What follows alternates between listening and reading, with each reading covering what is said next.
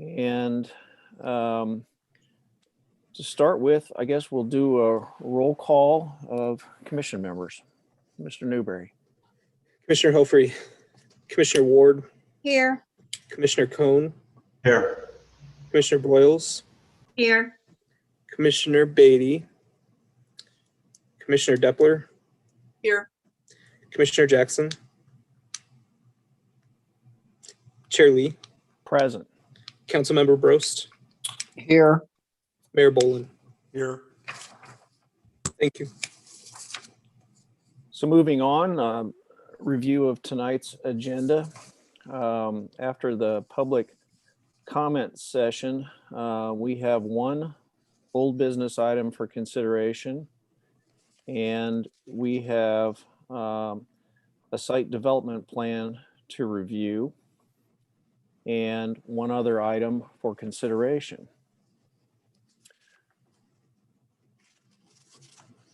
So to start off, I'll need a motion to, or an amendment to the minutes from Planning and Zoning meeting of 3/1. Do I have a motion? Councilman Brost, second. I second that. Commissioner Ward. All those in favor say aye. Aye. Aye. Aye. Opposed? Abstentions? The minutes pass. Thank you.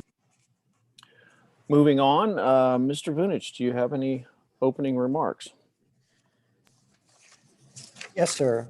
And thank you for the time to present this particular item.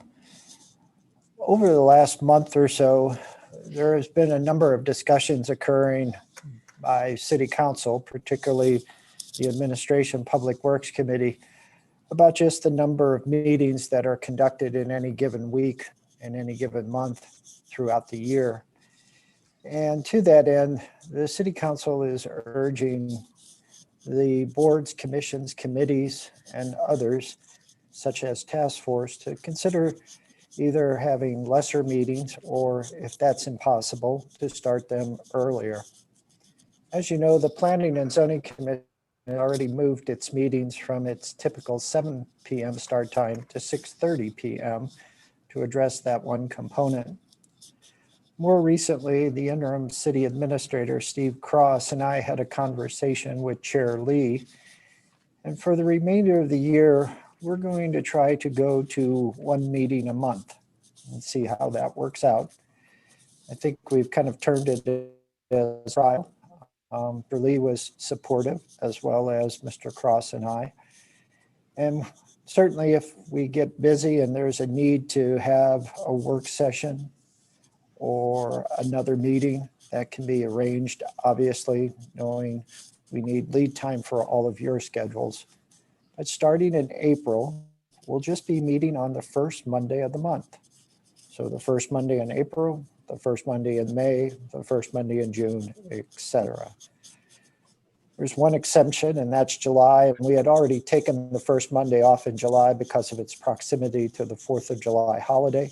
So in July, we'll do a lot of talking about having our meeting on the third Monday in July and then going back to the first Monday for the remainder of 2021.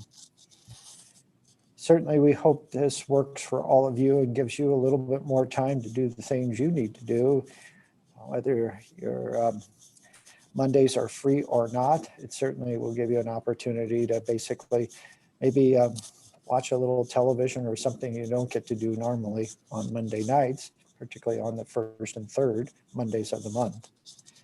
And with that, I'll offer the platform to Mr. Lee or Mr. Cross to kind of add anything I forgot. Thank you.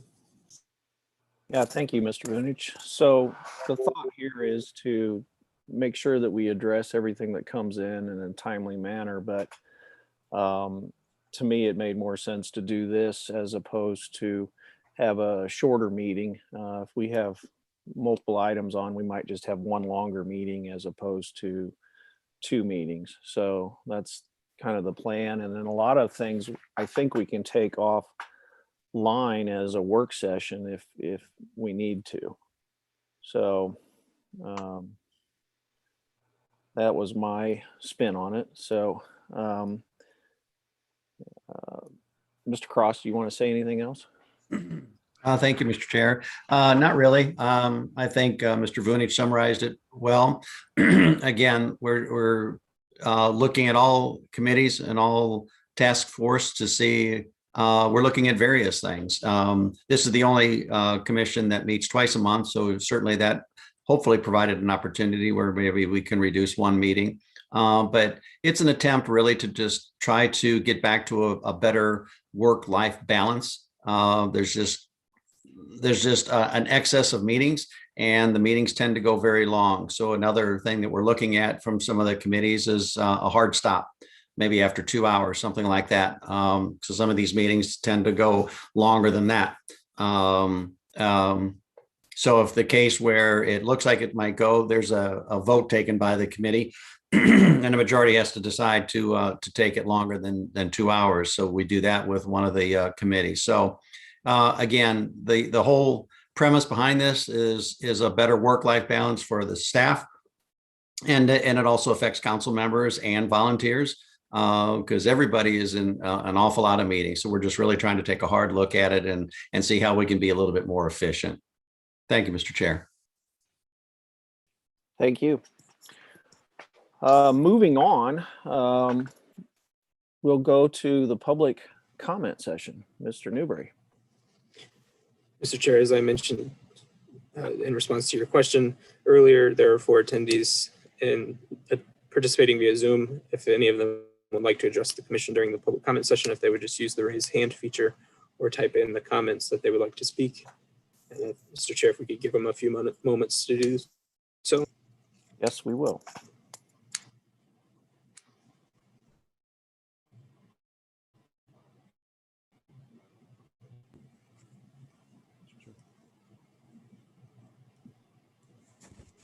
Mayor Boland.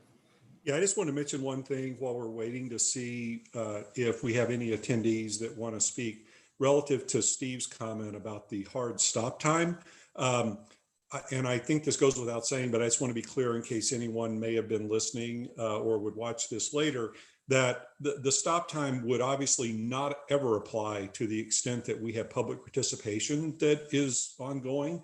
It would be only relative to the discussions of whatever committee or group. So to the extent we would ever have a situation where, as we have had sometimes, a number of speakers, the hard stop time, from the public during public participation, that will continue until we have heard every single resident that wishes to speak. I just want to make clear on that. Thank you. Thank you. Mr. Newberry. Mr. Chair, I'm not seeing any raised hands on Zoom or anything in the chat. Okay, we'll move on to our old business item, PZ 01-21, Mr. Newberry. PZ 01-21, City of Wildwood Planning and Zoning Commission, care of Department of Planning, 16860, Main Street, Wildwood, Missouri, 63040.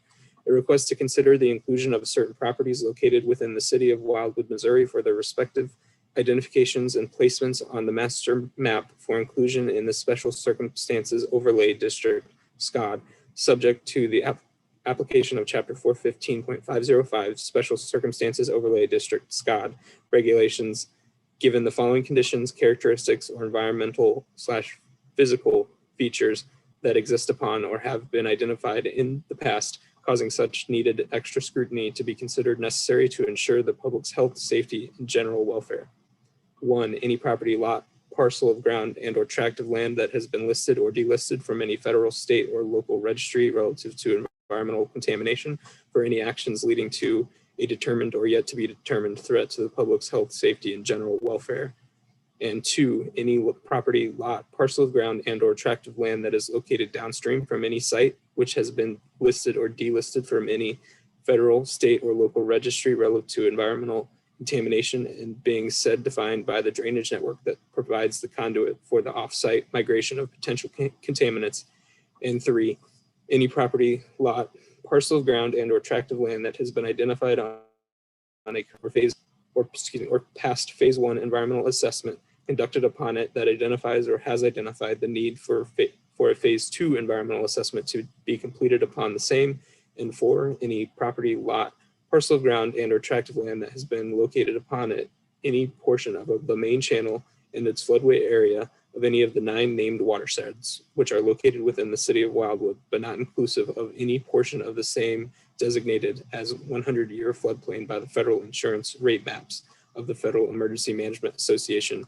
And 5, any property, lot, parcel of ground, and or tract of land that has over 50% of its land area that exhibits an unaltered slope or grade that exceeds 33% as measured by generally accepted standards and practices of the civil engineering field.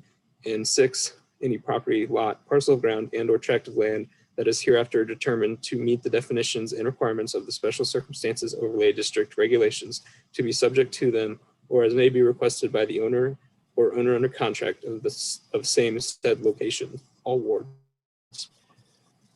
Thank you, Mr. Newberry. Mr. Vunich, turn it over to you. Thank you, Mr. Chair. Mr. Newberry, thank you. Well done. Mr. Chair and members of the Planning and Zoning Commission, the Department of Planning has prepared for your consideration tonight its information report with recommendation regarding the matter Mr. Newberry just read into tonight's record. I would note that City Attorney John Young is also on the platform tonight. Mr. Young has been instrumental in developing the regulation.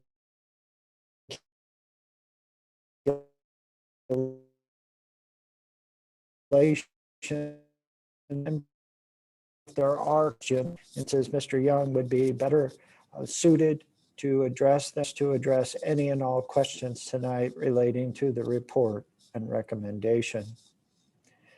The Department of Planning is recommending at this time that the 6 categories that were initially identified be retained. Those 6 categories are inclusive of many of the discussions that have occurred since 1998. A site that was on a national priorities list was submitted for consideration for a residential development. Since that time, the city has learned a great deal about national priority list sites, the state registry, and both other properties that have been impacted by activities of man.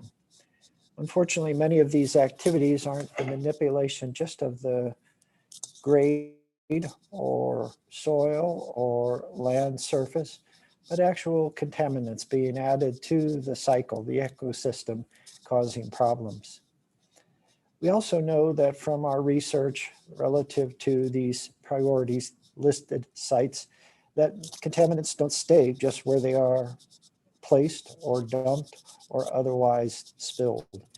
And those characteristics require the second category, which is those that may be in the windblown area, those that may be downstream from a drainage standpoint, and certainly those that may share an aquifer for potable water purposes.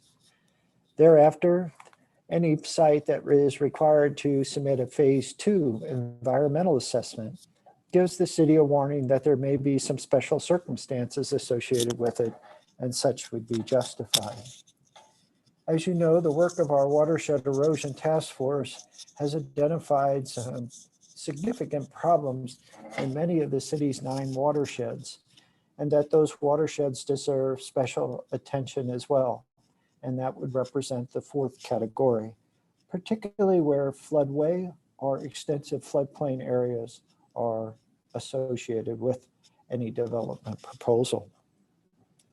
The 5th category is the one that is a little bit more difficult in that it addresses sites with steep slopes, particularly slopes that are so excessive that they represent a particular problem from a construction standpoint, but also just from a stability standpoint for the future. These are the slopes that are typically heavily treed, and if the trees are disturbed, we often see problems immediately from erosion, sedimentation, and the degradation of the waterways themselves. And then finally, the 6th category is a category that would allow us to apply the overlay district based upon a submittal or a conversation where one of the 5 other items, something we thought of as identified, that certainly would be appropriate for the application of the regulations associated with the district. So that is kind of the catch-all category. And I want to also mention under that catch-all category that at the public hearing on this particular matter, Mayor Boland brought up historic properties. And certainly the department considered those as a potential 7th category. But from the perspective of the department, it didn't feel it was in the appropriate position at this time to make that recommendation, given that the current Historic Preservation and Restoration Code basically describes any preservation activities of the city as voluntary. The owner of that asset must agree to be a participant, not the other way around. The city basically either proactively or requesting such. And the department would consider such if we were able to identify the 350 plus owners of historic assets. An assessment from them, probably not all of them, would probably respond relative to their willingness or unwillingness for that consideration. But I would also note that if a certain property were brought in and a historic asset was of such significance, let's say a cemetery or a grotto or anything along those lines, then the opportunity to apply the overlay district would be there. Instead of a conditional use permit, it could be the special circumstances overlay district. Instead of a planned residential development overlay district, it could be the special circumstances overlay district.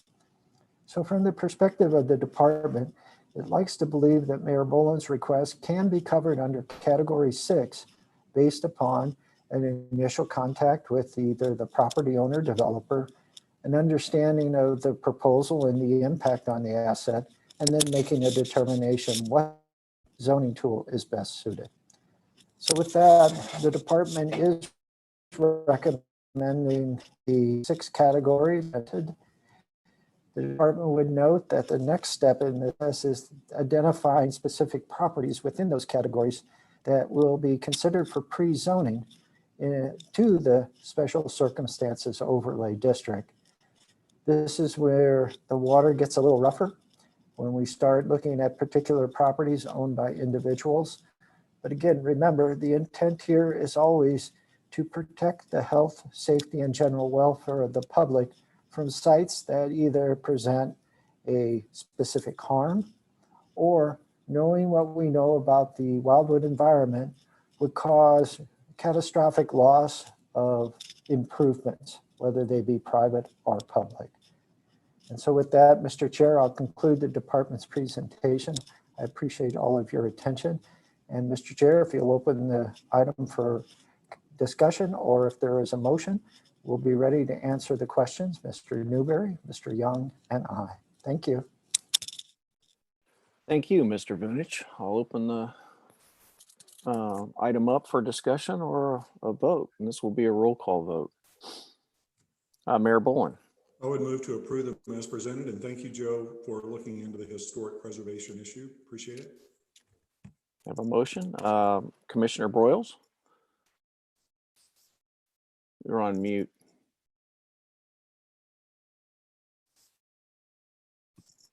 I think it's very thoroughly done, and we've talked about this in the past, and I second that motion.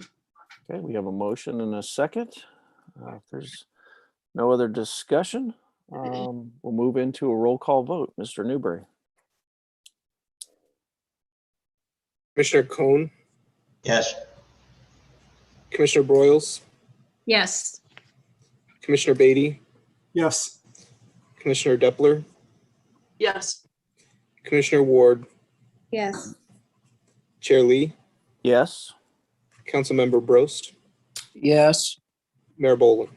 Yes. Thank you. Thank you. Motion passes. Moving on our agenda, we have a site development plan. Mr. Newberry. Recommendation of the Planning and Zoning Commission on the Manchester Road shared use path to be constructed on the north side of Manchester Road between State Route 109 and Pond Road in U non-urban residence district and C8 planned commercial district designated properties, thereby allowing the installation of a 10-foot wide hard surface path with topical safety improvements for street crossings as set forth in the attached engineered plans. Ward 1. Thank you, Mr. Newberry. Mr. Vunich. Again, thank you, Mr. Chair. And to Mr. Chair and the Planning and Zoning Commission, a new face may have popped up on the Zoom platform, and that is Mr. Brown, our Director of Public Works. Mr. Brown and his key personnel have been working on this project for a bit, and it's important that Mr. Brown participate in tonight's discussion. The department will just have a very brief presentation in that we've discussed this at 2 previous meetings, but I want to assure the Planning and Zoning Commission the reason this particular item is back for consideration related to the specific motion that was approved on February 16th. At that time, the Planning and Zoning Commission wanted to provide the opportunity to City Council to do additional strategic planning under the guidance of Mayor Boland.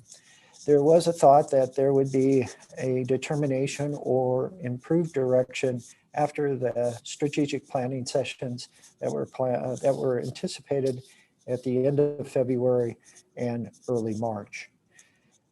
Therefore, the Planning and Zoning Commission, as part of its motion, limited the time frame for review to 30 days, requiring this item be brought back in 30 days. That 30 days has come and gone, so to speak. It's happened pretty quickly. So tonight we're bringing it back per your motion for your consideration. The report in terms of the recommendation from the Department of Planning and Parks has not changed. It is supportive of the trail for the rationale and reasons provided therein. And again, in terms of the addendum, there is the new addendum reflecting the past 30 days and the first addendum, which addressed specific questions of the commission relative to the type of surface, utilization patterns, etc. With that, Mr. Chair, and your permission, if Mr. Brown would like to add anything at this time, but certainly all of us are available for comments and questions before direction is provided. And thank you as always. Thank you, Mr. Vunich. I'll open this up for discussions and or a motion, and Mr. Brown's available to answer questions if anybody has anything.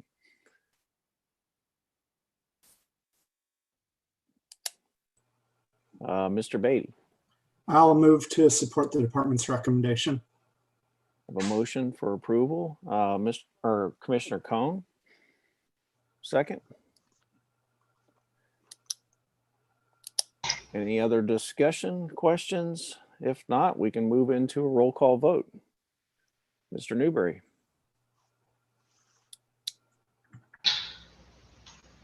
Commissioner Broyles, Yes.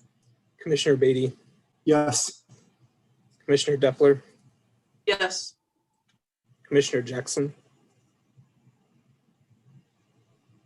Sorry, Mr. Jackson, you're on mute.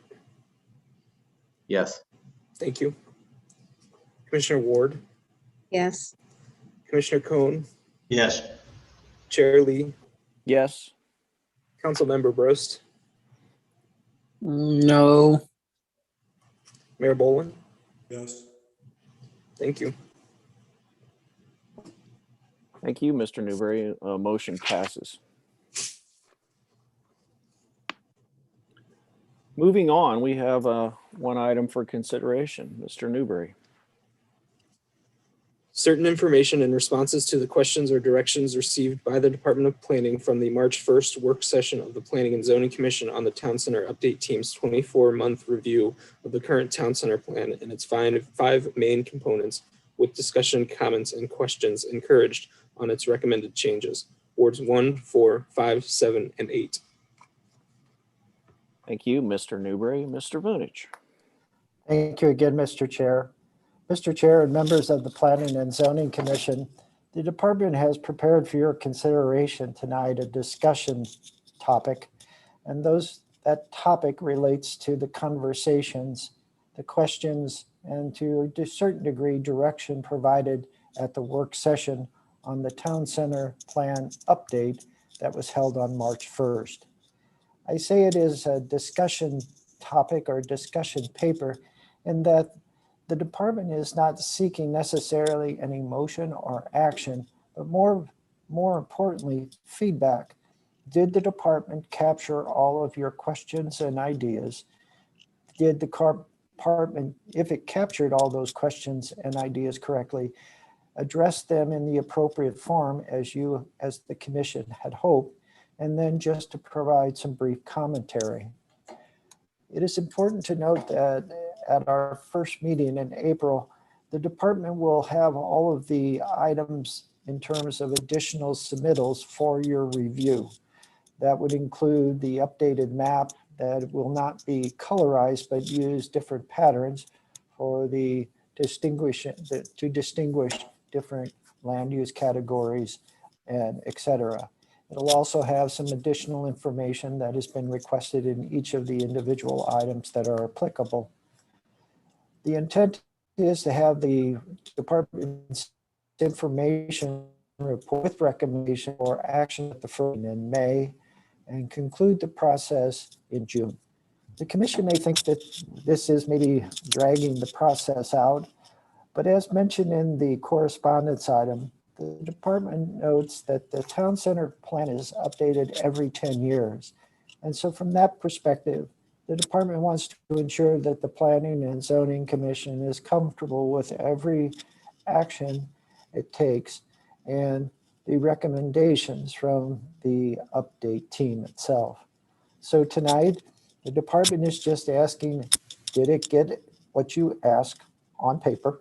And if so, is it appropriately addressed in terms of the context of the conversation? And Mr. Chair, with that, Mr. Newberry and I will take notes and make the corrections or additions. And then from there, at our next meeting at the beginning of April, we'll have very specific responses and the supporting information for review. Thank you. Thank you, Mr. Vunich. I'll open this up for discussion, or I guess there is no motion, so we'll just do that. But I will start this. I had one comment. The land use classifications, page 13 of 51. It might be helpful if you put in the current and then the proposed, similar as was done with the map. Because I know we made some revisions to that. We can do that, sir. Thanks for the suggestion.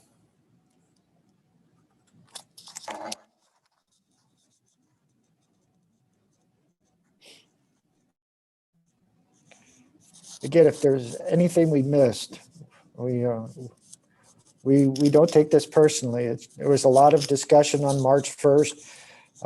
Mr. Newberry and I reviewed the video, but again, if there's something we missed or you've thought of something else that you'd like us to basically investigate over the next 3 weeks. Do we as a group want to We'd be glad. make any other recommendations on what Commissioner Cohn brought up on neighborhood edge? I guess it's 1A. Because I could see, okay. Mr. Chair. Commissioner Cohn? Okay, as I mentioned earlier, I think the neighborhood transitional edge or house per 1.5 acres is a little bit too prohibitive for that particular property owner. And that the only reason that he favored that position, he was given 2 options, non-urban or that. And given that choice, it's the only reason why he chose that particular designation. Personally, I think a 1 acre designation would be more appropriate. There's enough level ground there to build homes on an acre and still maintain the integrity of the hillside without any problems of erosion going down to Woods Avenue. Thank you. Thank you. So Mr. Vunich, as this moves on to council, it goes in as the T-cut proposal, but then do we have the ability to make a recommendation? Yes, sir. Actually, the Town Center Update Team is providing the Planning and Zoning Commission recommendations. Under state statute, you actually adopt the changes to the plan. And then therefore, the adopted plan is then sent to City Council for review and hopefully then endorsement and ratification. Okay, so that being said, how would we propose a asterisk to this? Well, at the next meeting on April 5th, if there is a consensus among the majority of the commission members, the department would prepare something reflecting what I believe Mr. Cohn just described. Should we do a vote on this and see if there's support? That would be Mayor very Boland? helpful. I was just going to suggest, I appreciate Commissioner Cohn's suggestion, and I think there may be a viability for it. It might help the commission if, and we could do this at the next meeting, frankly, at the same time as we also have on the agenda approval of the overall plan, potentially, to have a report from Joe relative to the specific requests that Commissioner Cohn has suggested, and an attachment that would show, where specifically the land is and the apartment's opinion relative to its effect on the overall plan, and as well as any properties, and I believe there may be some that are abutting it that are not in the town center plan. Is that correct, Joe? There are some. So it is indeed a transition area. So it might be good if the department just had a written report as to that specific item before taking a vote. And I'm not suggesting that in any respect to suggest that there's not viability for the suggestion, just that we get written information that documents the file before the commission votes on that. Okay. Mr. Newberry, is there a way that you could put this on the screen, on the town center regulating plan, on the proposed, show this area just so that everybody can see this? And If Mr. we- Chair, as Mr. Newberry shares screen, I do want to emphasize we'll have different representations, so all people can kind of make the interpretation of the different districts. Mhm. My apology, it wasn't ready for tonight, but we'll have it ready for the next meeting. Mhm. So this is item 1A under the alternatives right there. And it's abutting neighborhood general, which has higher density. And then as it, from the south of this site, it's all non-urban. As you work down Woods Road.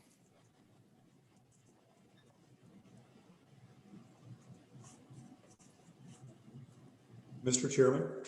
Yeah, Mayor Boland? Just a question for Joe. For information, what ward is this particular property in again for everyone's benefit? I have it identified as Ward 8, Mr. Mayor. Okay, thank you.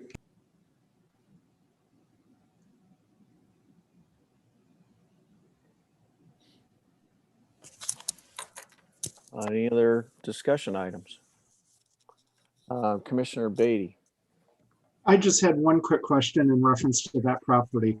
If you drive down Woods Road, there's been a sign there for a while advertising a property for sale that I think's about 80 acres.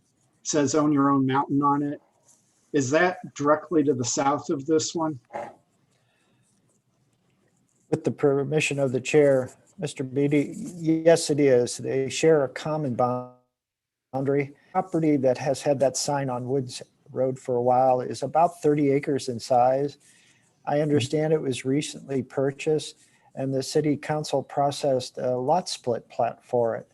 So the intent is for a family to have 2 homes on the property, one on a 3-acre lot and the other on about a 27-acre lot. Oh, so it's only 30 acre. Okay. For some reason, I thought there was an 80-acre tract that said there was like 27 homes possible. But it's been a while since I've seen it. I could be wrong. Well, I think a lot of the signs that have been up on that property have always kind of had a wish list, and it's always been more homes than it's needed. So Yeah. Thank Mayor you. Bolin? If the commission is agreeable to Joe preparing that report for the next meeting, one thing that I would ask that you include, Joe, is the mathematical result of how many homes would be potentially on the tract of land with 1 acre versus the higher density requirement, so that that's made clear in the report. And that's number one. And number two, what the existing requirements would be, regardless of whether, well, I guess I would say what the requirements would be, whether it is, I don't think there would be any change in this, but I don't want to make that assumption. What the requirements for setbacks and so forth currently as they stand today would be, whether it is zoned 1 acre or the higher limit. And you probably plan to put that in there anyway, but I just want to just throw that out. Thank you. never hurts to remind me. So thank you. That would be in comparison to a non-urban zoning, which is what it currently is. Yes, Mr. Chair, what I think I would do is just do a non-urban, a neighborhood edge, which would allow that acre density, and then what is being recommended, the neighborhood edge transition. So 3 different zonings, and then do that comparison that Mr. Mayor just described. Okay. Are there any other discussion topics?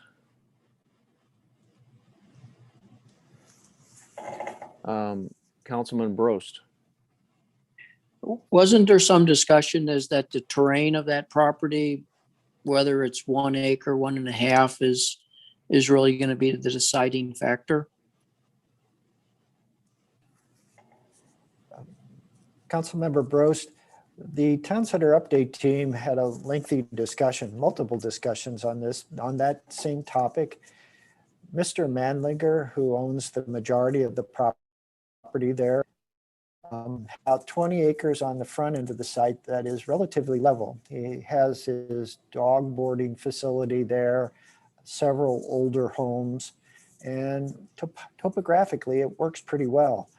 But there's a point shortly thereafter to the south where it just drops off very, very steeply. And so the Town Center Update team always talked about pushing the density toward the north and protecting the hillside from any development, because we just know what would happen. And so the challenge will be for the Planning and Zoning Commission is that if we were to go on to a higher density, ensuring that that 20 acres to the south doesn't become anything other than what it is, wooded hillside, and that we do a fair job of transferring some of that density to the north so as we don't impact existing residences, et cetera.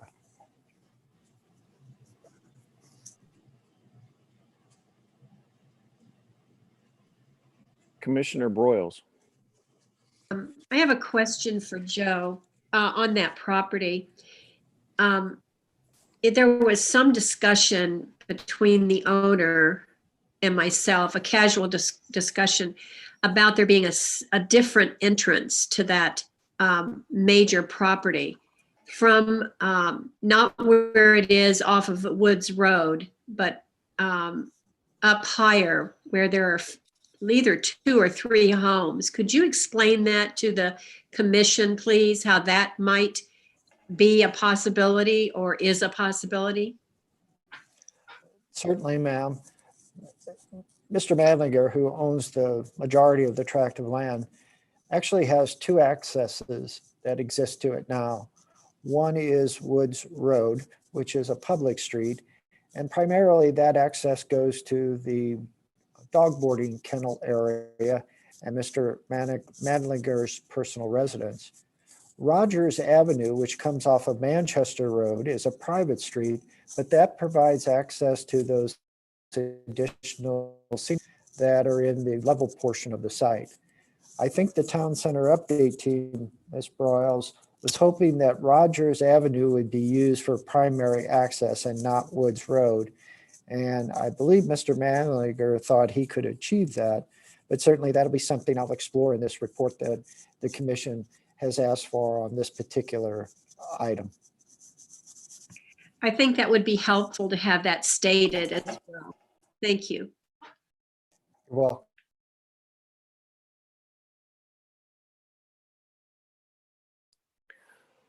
Any other items of discussion?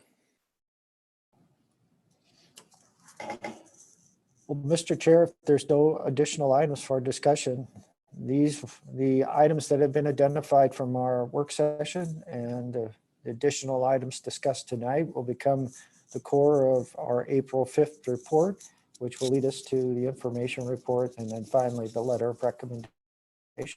And I appreciate the input as always. It's helpful. And Mr. Newberry and I, thank you. Thank you.